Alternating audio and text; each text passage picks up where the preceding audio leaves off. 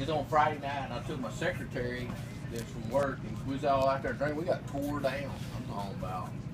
Well, I just won two $5,000 races the week before that in Paris. I won the Saturday and Sunday races.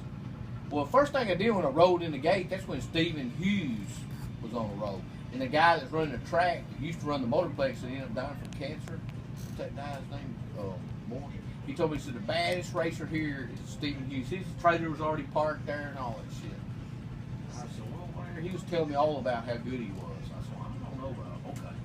So I parked. Anyway, my secretary comes out there. It's parked. Me and Jason Rogers parked together. I stayed in his motor. Man, I'm telling you, I got tore down. My secretary come out there, and I bought one of them pork tenderloins about this long, this whole. Well, a buddy of mine down the road has one of these damn.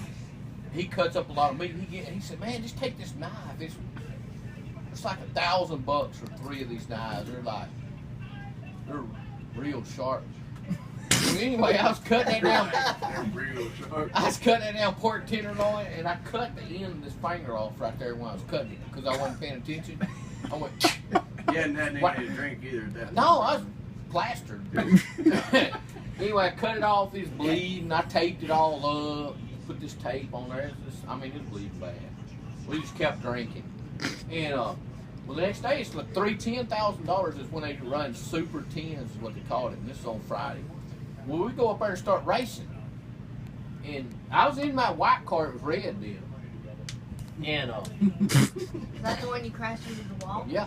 I was down to 5 cars and I had to buy a run. Well, when I left, the son bitch, I thought when I did fucking story 5 times, it's good every time. This is the 3rd time I've heard it today.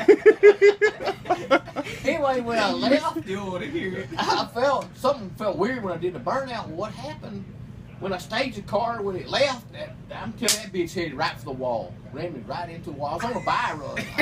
I ran right into the damn wall. I thought it broke an axle. And the guy on the door said, "Man, your brakes is locked up or something. It's like you can see the tire." And I got to look at my finger, and I had a line lock down here, and I was pushing that line lock in. All that blood got in that switch and stuck that switch shut. Well, I had to come back up there. Old Luke Bodacki was still in. Well, so I just jerked the wires out of it, and I beat T.J. Tracy the round before that. And he was down there, and I was pulling on that fender. And he was going, I'm the one that won the million the year before. And I was going, I don't even know who the fuck you are. And I was still pulling on that fender. Well, they was on the intercom. Everybody said, you need to kick him out because he hit the guardrail. That's the run. And they said, look, we got 2 rule books out. If you stage a car, it does not matter what happens. You can back it out, you can drive it, you can pull it, as long as you take the beams, is what they said on the deal.